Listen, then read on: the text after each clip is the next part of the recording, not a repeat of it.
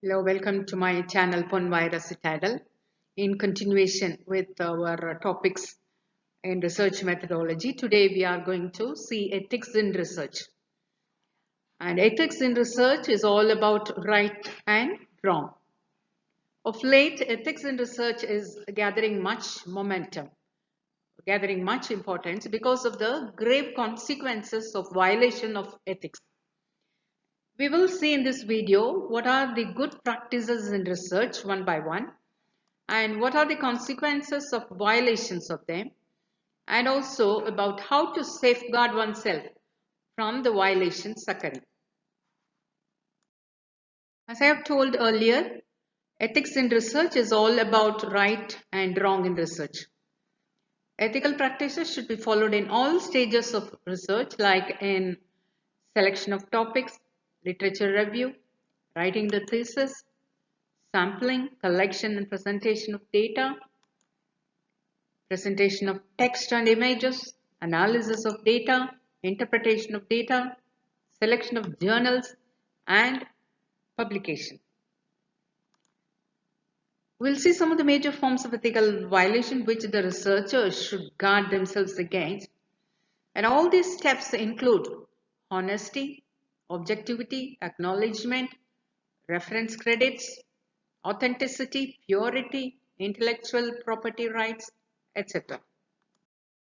The major types of ethical violations that occur in research are plagiarism, data falsification, data fabrication, duplicate publication, conflict of interest, and much more. We will see what each one is about. While writing the research article or the thesis, the researcher might want to mention the information and facts he learnt during literature survey. This he can do ethically by any one of the following two methods. One is in-text citation, where he mentions the source of information alongside the relevant sentences. Or the other method is to mention it in the reference list at the end of the paper, or at the end of the article, or at the end of the thesis. Now we will see about plagiarism. So what is plagiarism? It's the most serious form of violation.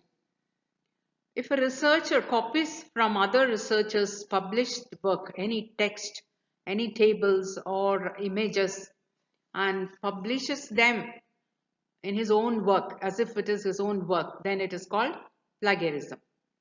It may be intentional or it may be unintentional, but still it is plagiarism. And now let me tell you what constitutes plagiarism. Presenting someone else's findings without a citation. Citation is you are referring the source, that I have taken this text or I have taken this table from this author in his work titled thus. So yeah, that is citation. I have told you that you can do it in text citation alongside the relevant content, or you may do it at the end of the thesis or at the end of the article in the reference list. Any way you can do it. That is citation. That is, you are giving due credit to the real author. And presenting someone else's findings as his or her own.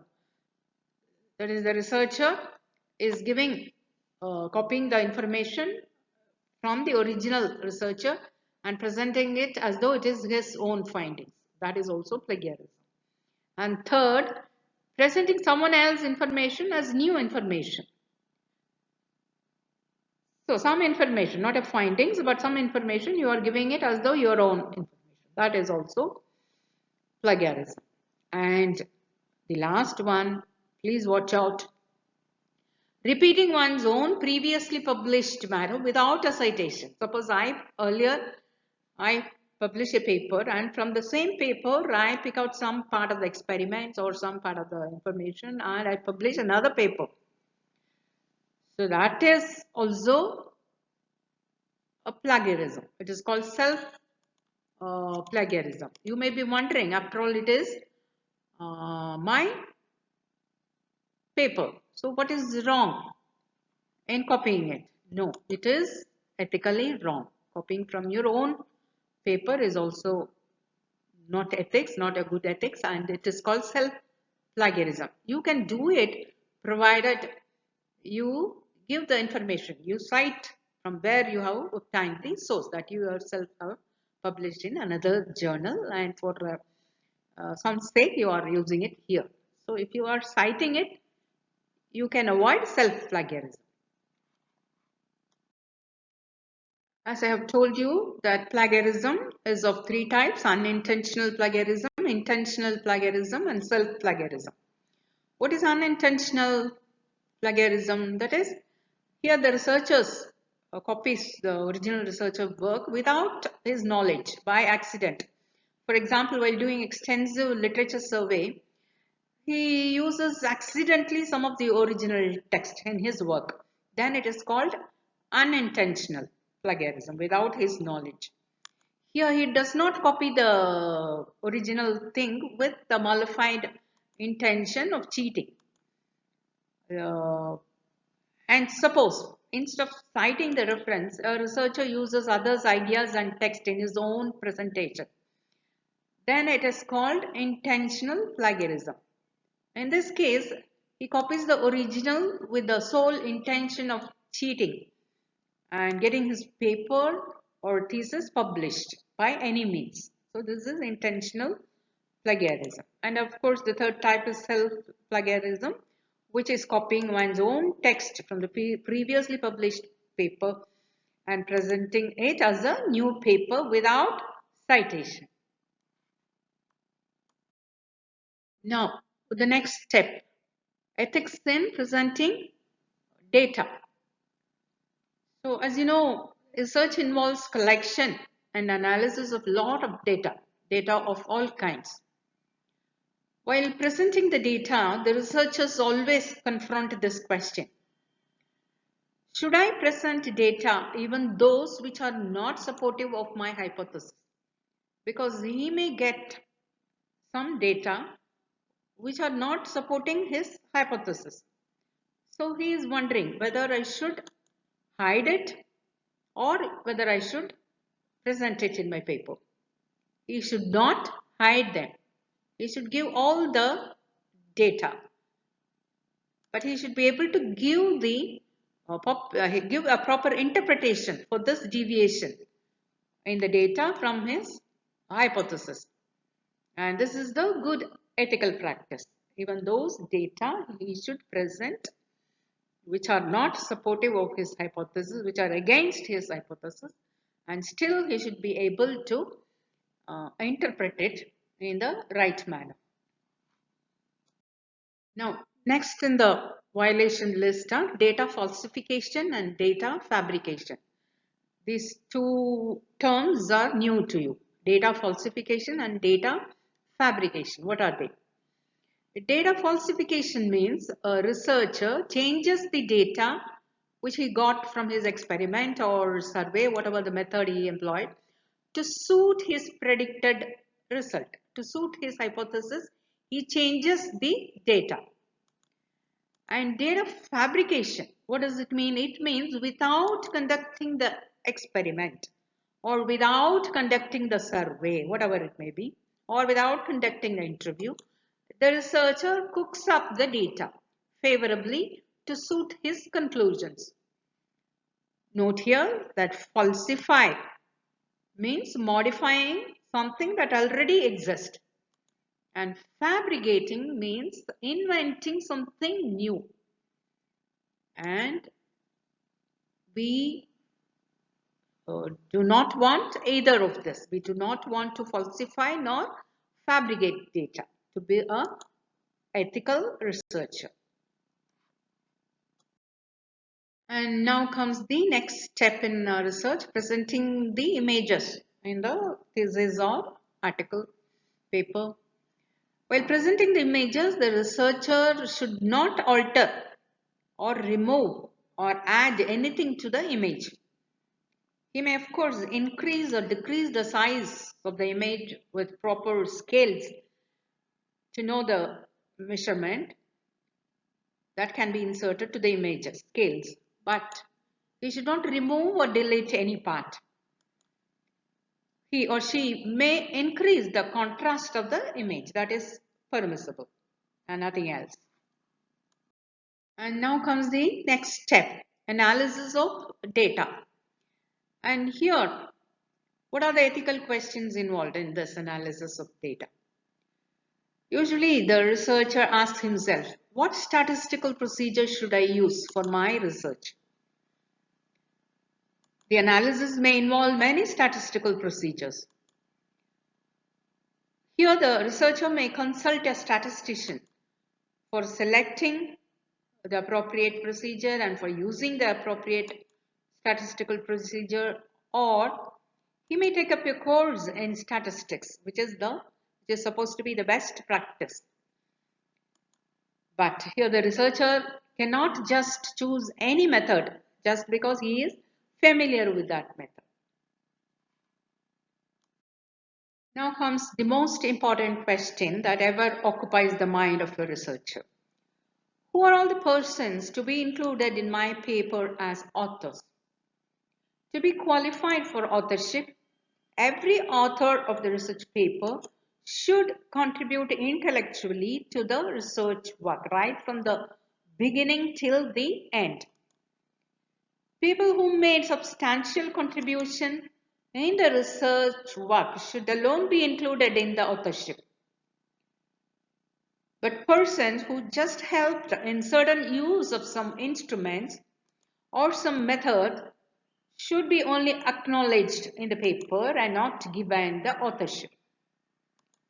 Also, the head of the department, just because he is the head, should not be included in the authorship when he has not contributed to the research work.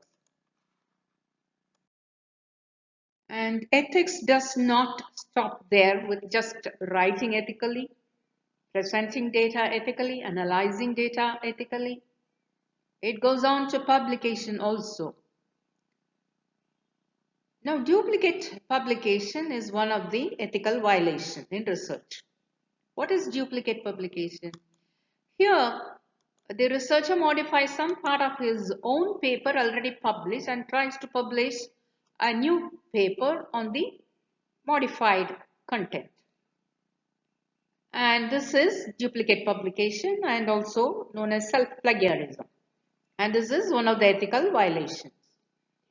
And as I have told you, you may be tempted to think, after all, this is my paper and I can copy it. No, it is not so. It is not ethical. Now, in the publishing stage, each journal will have its own format and style of referencing. This varies from journal to journal. How should be the papers format, the way of presenting it, and what is the font type should be like, and what is the reference style, how do you list the source of references in the bibliography or in the reference list. So each journal may have certain prescription, and these are formal requirements for each journal, and it varies from journal to journal, and it is the duty of the researcher to follow this formats, this style of formats and the writing structure and the style of presenting the list of the sources used in the research. So whatever the guideline the journal gives, it is the duty of the researcher to follow specifically these requirements. And why do the journals need these formal requirements? Because they help in standardization and objectivity of all the papers or all the articles or all the theses, because we want some uniformity in the all the articles given in the journal. So they are helping to improve the standardization and the objectivity of the journals. Now the next type of ethical violation is conflict of interest. What is conflict of interest? Conflict of interest comes into play when professional judgment concerning a primary interest may be influenced by a secondary interest. When there is a threat to the primary interest by the secondary interest. What could be the primary interest in a research? Always it is the validity of the research or the genuineness of the research, or it may involve the health of the patient. That is the primary interest, which should be safeguarded, which should be considered the foremost important thing. And what could be the secondary interest? The hidden interest, the financial gain usually. So if at all, if the researcher faces a conflict of interest during his research, then what should he do? He or she should accept the conflict of interest. First of all, he should openly say that there exists a conflict of interest and disclose it. What is it? In what way it affects the primary interest? He should disclose it. And finally, he should make sure that the conflict of interest does not interfere the ethical conduct of the researcher. It should not interfere with the primary interest, which is the validity of the research. So it is always the best thing and the safest thing is to be honest. And now here in this slide, we will see some examples for COI. COI is conflict of interest, so that you could understand the concept much better. You see, the first example is performing evaluative research for a company in which the investigator has a financial interest. Suppose I am asked to evaluate a company. So I am going to give some assessment for the company, but I am holding a lot of stocks in that company. So I'll be benefited if the company grows financially.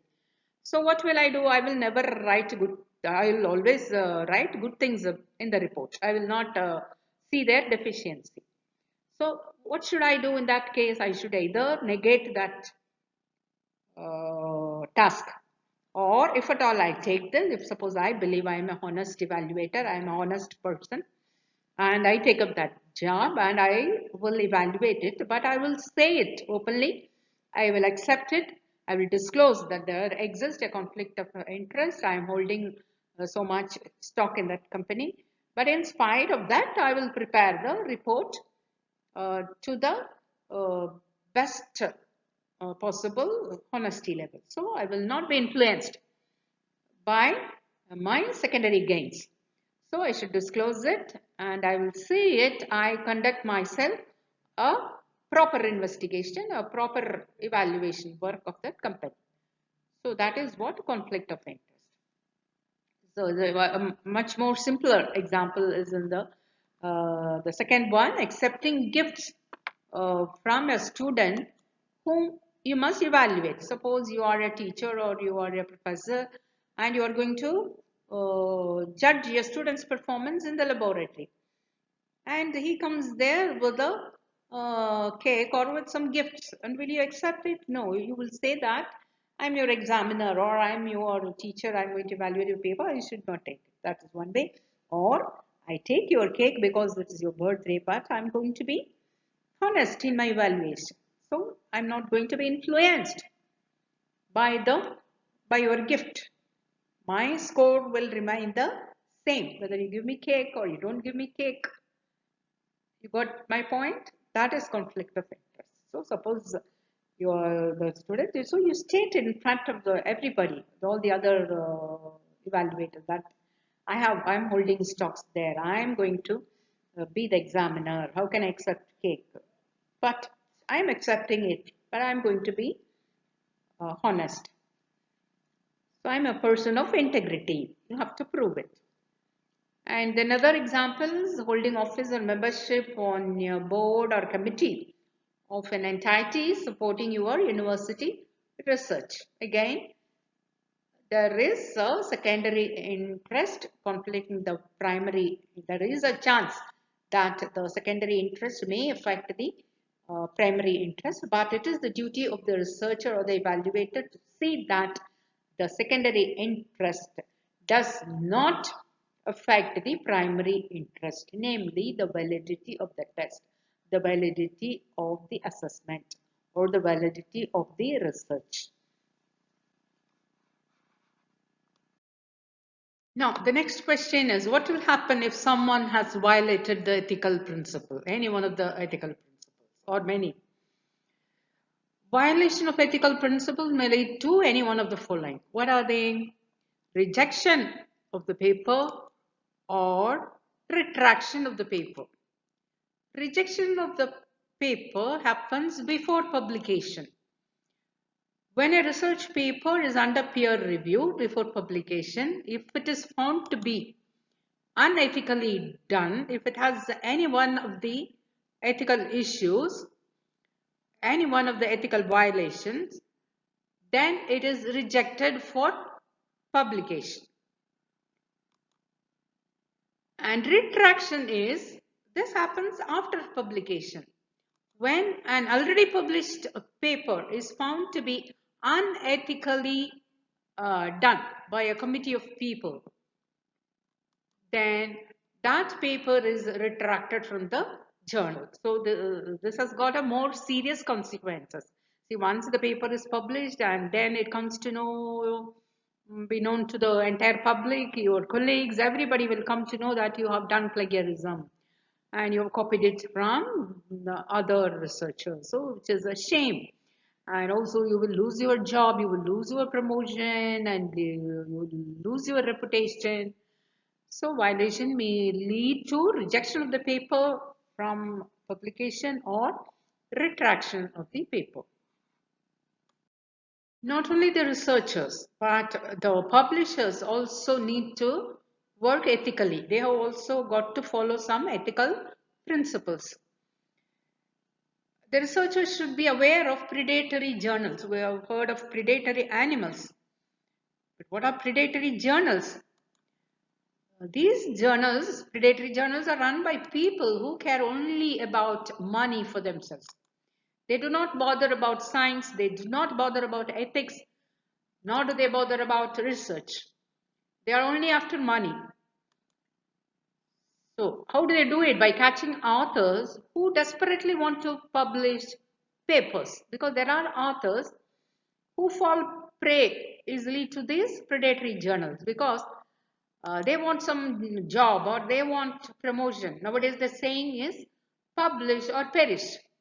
So for every paper published they get increment or they get promotion. So they are easily lured to these predatory journals to publish somewhat inferior papers by paying some amount of money. Your paper, even though it is inferior, it gets published.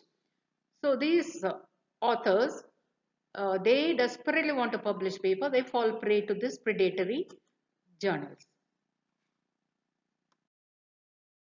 So genuine authors should guard themselves against falling prey to these predatory journals. They should be aware such predatory journals do exist and they should guard themselves against these journals. They should not succumb to these journals. They should be on the lookout for good journals with a good impact factor.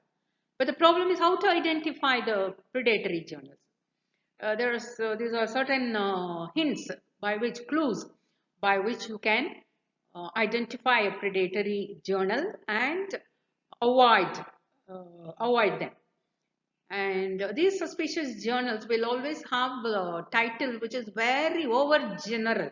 It will cover almost all the topics on the earth. Like it will not say it's a paper in physical chemistry or it's a biochemistry paper. It will say it will include topics in all science, physics, chemistry, biology, mathematics, and it will be over generic in nature. And because it is very desperate to catch the authors, so it will say it will include all the topics on the author.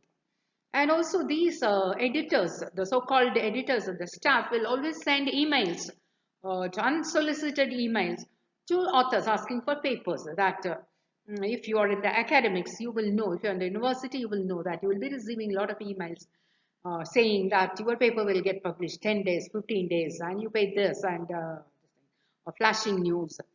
And so they send always, they will be pestering the professors, assistant professors, qualified person, asking for papers, and literally begging for papers.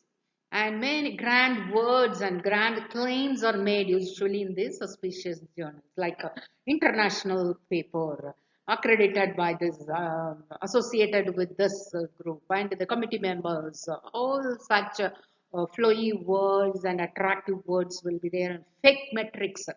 That is a fake impact factor, and it is the number one, and this number one, and this awarded this merit. All these are literally unverifiable. Nobody knows where do they got this credits, which university awarded them. Nobody can verify it.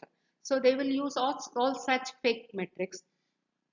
But then how do you identify? By looking, that is the over generic nature of the topic, the over or the behavior of these staffs, and the grand attractive words, which are too much, and which are very showy.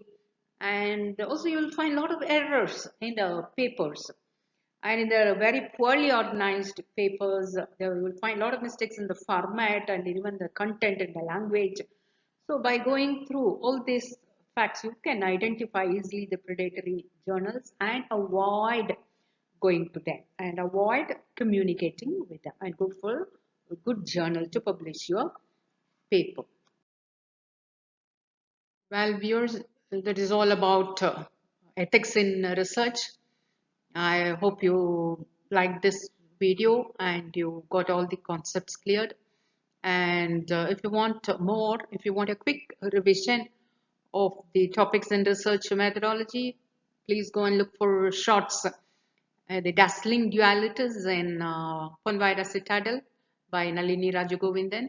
In these shorts, I had differentiated many concepts in research methodology. Please do go through it. And if you like this video, subscribe to my channel Ponvaira Citadel and click the bell icon so that you will receive notification as and when I publish new videos. If you want the Tamil version of the same video, it is available in the same channel. Thank you. Bye bye.